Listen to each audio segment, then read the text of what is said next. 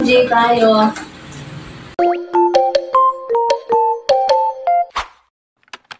Samji night. And we have sweet banana, egg roll, egg roll, and then the hot dog na utos pork, tapos soju, and eggplant, and onion, garlic, lettuce, kimchi, yeah. Kamusta kayo mga kamarites? A day in my life as a first time mom with African baby. Pumunta nga ako sa aking kaklase na kumare sa kanyang bahay. Tagal na kasi namin nagsiset na magkita simula nung buntis siya. Ngayon nanganak na siya. Ayan, biglaan lang to na pagpunta ko dyan. Nag-maxim nga lang kami. At itong araw na to nagiya talaga ako mag-subji para dahil nag-crave ako ng subji and nag-23 months si baby Ocean. And ayan, syempre ako na din yung nag-treat and para makita ko na rin yung baby boy niya. So, syempre chikahan to the max. Kami lang dalawa dyan at ang kanyang mga anak. Then, syempre, akala niya may inom-inom ako, nag-enjoy. Syempre, minsan lang naman yan na mag-enjoy ka sa buhay mo.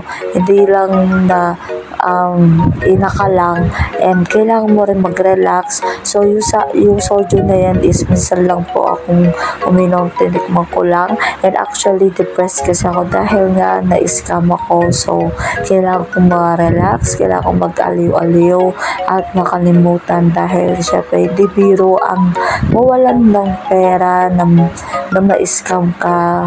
Well, pasensya na kung nakwento ko dito ang aking bad experience, though hindi naman ito first time, pang third time ko na ata, pero syempre hindi pa rin maganda, hindi siya biro. And syempre sa mga lahat ng mga nakakaalam na scam ako, yung iba dyan iniisip nila na buti nga sa'yo, yan, na karma ka, na masyado ka kasi, na hindi ka kasi nakikinig, ganyan kasi ugali mo. Pero alam nyo ba, na-scam na nga yung tao, diba, na wala na nga siya ng pera. Sa puntong yan, hindi maganda yung pinagdadaanan, pero dapat maganda yung sinasabi nyo sa tao, and dapat hindi kayo nagsasabi masama. Aking bebe na napaka-hyper, yan, 1 hour lang yung tulog niya. Ngayon daw siya natulog ulit.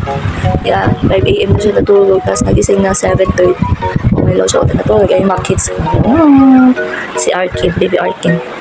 Si Ayeka. Si Aye. Diba? Tsak! Kinabukasan nga dahil pauwi na kami at ginabi na kami. Sinundo kami ng aking kaibigan na manager dati.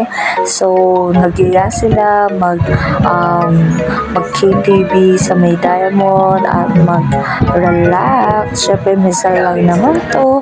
I-enjoy na natin. And first time lang din lumabas kay Baby Ocean na kasama siya sa mga ganitong party. And ako din, after yun na anak, ngayon lang ako nag-enjoy ulit sa aking buhay. Oh my God, lagi kasama aking bebe. Thank you for watching.